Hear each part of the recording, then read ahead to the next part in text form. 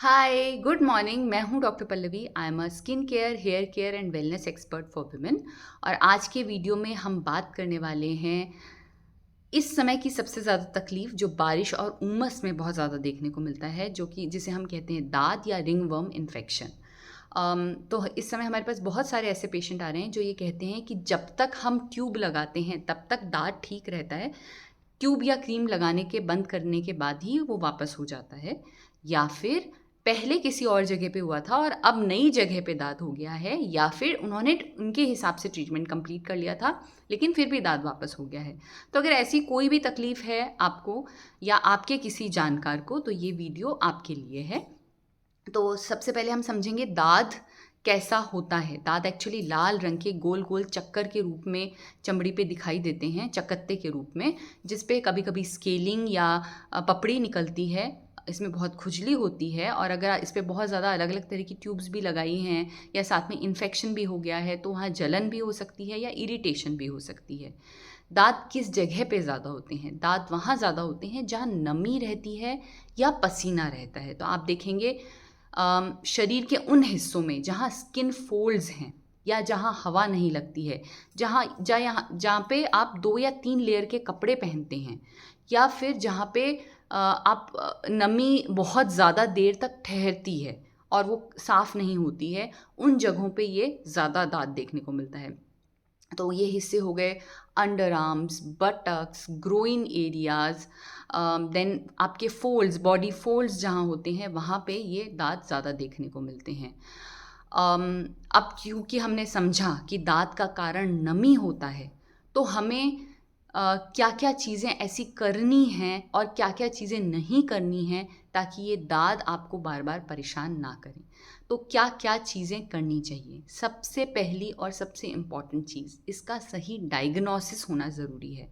तो आपको जब भी चमड़ी की कोई तकलीफ़ है, सही डॉक्टर को दिखाएं, क्योंकि बहुत बार ऐसा देखा गया है कि दाद होता है लेकिन पेशेंट कोई दूसरी तरह की क्रीम यूज़ कर रहा है जो कि दाद के लिए एप्रोप्रिएट नहीं है, जिसे हम स्टेरॉइड क्रीम कहते हैं, और वो उसको ठीक नहीं करता है। या फिर कई बार दाद नहीं होता है लेकिन पेशेंट दाद का ट्रीटमेंट ले रहा होता है उसे ठीक करने के लिए। तो सही डायग्नोसिस होने के लिए सही जगह पे दिखाना ज़रूरी है। This is the first and foremost thing you need to do.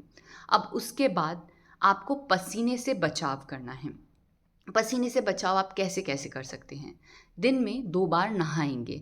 गर्मी के दिनों में, उमस के दिनों में नॉर्मल वाटर से या नॉर्मल ठंडे पानी से भी नहा सकते हैं, कोई दिक्कत नहीं है। ताकि आपका स्किन पे जो इन्फेक्शन इधर से उधर फैल रहा है वो कम हो, और अम, उसका उस एरिया का क्लीन अप होता रहे। दूसरी चीज़, जो भी आप कपड़े पहनते हैं उनका प्रॉपर वॉशिंग होना ज़रूरी है। तो जब भी आपके कपड़े गीले हो जाते हैं या आपने कपड़े लगातार पहन रखे हैं तो उनको आपको डेली धोना है, और जब भी गीले हो जाते हैं तब धोना है। कपड़े धोने के बाद उनको तेज़ धूप में सुखाना है। अगर तेज़ धूप नहीं आती है बारिश के दिनों में तो फिर आपको उसको आयरन करके सुखाना है। आपके सारे अंडरगारमेंट्स, अंडर क्लोथ्स और इवन बाहर के क्लोथ्स भी प्रॉपर ड्राई अप करके सुखाने हैं। नहाने के बाद शरीर को अच्छे से पोंछना है, टॉवल को से उसको ड्राई करना है, स्पेशली स्किन फोल्ड एरियाज़ में जहाँ फोल्ड्स होते हैं उस जगह पे। अगर आपको पसीना बार बार आता है तो आप उस एरिया को भी बार बार कपड़े से ड्राई अप कर सकते हैं, या डस्टिंग एब्जॉर्बिंग पाउडर यूज़ कर सकते हैं ताकि वो पसीने को एब्जॉर्ब कर ले।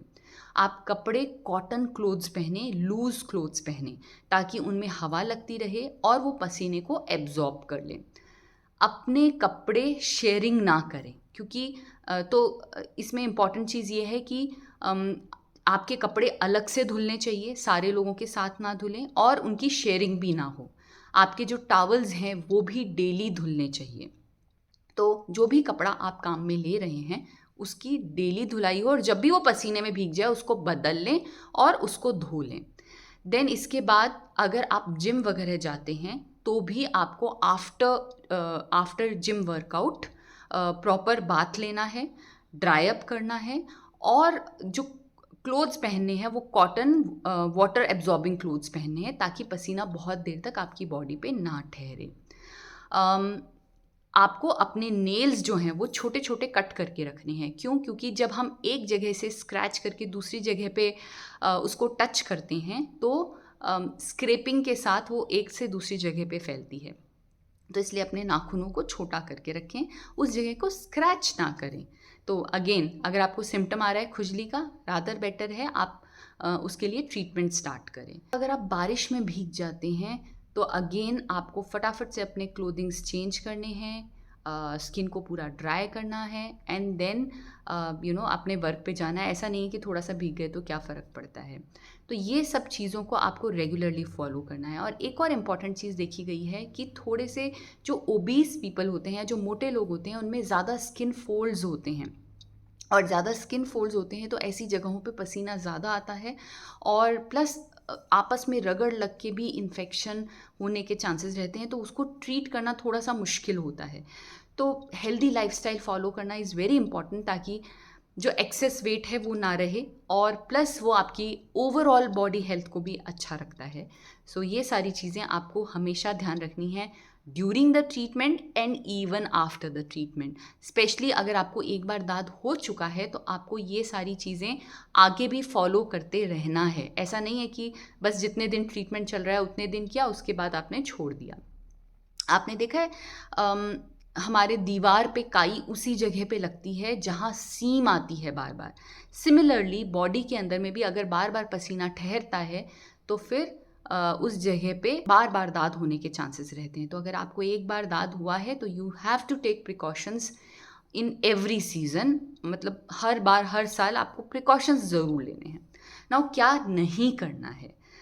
मोस्ट ऑफ द टाइम जब हम ट्रीटमेंट स्टार्ट करते हैं तो ट्रीटमेंट कुछ दिन करने के बाद ही हमें आराम दिखाई देता है। आराम दिखाई देता है तो हम ट्रीटमेंट बीच में छोड़ देते हैं। तो डॉक्टर की सलाह के बिना अपना ट्रीटमेंट बीच में ना छोड़ें। जितने दिन आपको डॉक्टर बताते हैं उतने दिन ट्रीटमेंट करें। दूसरी ज़रूरी चीज़, जब मुझे दाद हो रहा है तो मैं अपने साथी को या अपने घर के लोगों को भी बता देते हैं। लोग आपस में शेयर करते हैं कि ये यूज़ करके देख लो, हो सकता है इससे आराम आ जाए। लेकिन होता क्या है, अगर आप प्रॉपर ट्रीटमेंट नहीं ले रहे हैं तो वो आधा अधूरा ट्रीटमेंट किसी को भी हेल्प नहीं कर रहा है। तो आपस में एक दूसरे की सलाह मशविरा करके ट्रीटमेंट ना लें, प्रॉपर उपचार करें। स्टेरॉयड क्रीम्स यूज़ नहीं करें, क्योंकि ऐसी क्रीम्स जिनमें 3-4 कॉम्बिनेशंस हैं वो एक्चुअली दाद को ठीक नहीं कर रहे हैं, बल्कि उसको जस्ट सबसाइड कर रहे हैं, थोड़े टाइम के लिए सिम्टम्स को सबसाइड कर रहे हैं। तो उसका प्रॉपर ट्रीटमेंट करना ज़रूरी है। इसलिए अपने हिसाब से अपनी मनमर्जी से किसी भी तरह की क्रीम्स का यूज़ नहीं करें। टाइट क्लोथिंग्स नहीं पहने, so specially jeans, tight blouse या फिटेड क्लोथ्स, या कॉटन के अलावा जो दूसरे तरह के मिक्स्ड क्लोथ्स आते हैं वो अवॉइड करें, क्योंकि वो पसीना एब्जॉर्ब नहीं करते हैं, प्लस उनमें पसीना भी ज़्यादा आता है, तो वो भी आपके लिए नुकसानदायक है।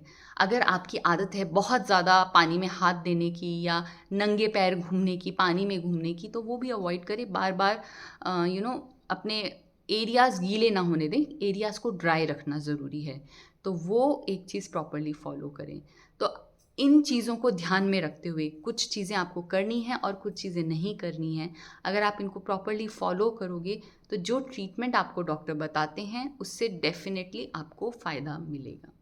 तो अगर आपको लगता है ये वीडियो आपके लिए है, go for it, listen for it. इसे 1 से 2 बार, 2 से 3 बार, बार-बार सुनें, ताकि आप इन चीज़ों को ध्यान में रख सकें। और अगर आपको लगता है ये वीडियो किसी और के लिए है तो please kindly share this video with someone else, ताकि उन्हें ये हेल्प करे। That's all for today. Bye.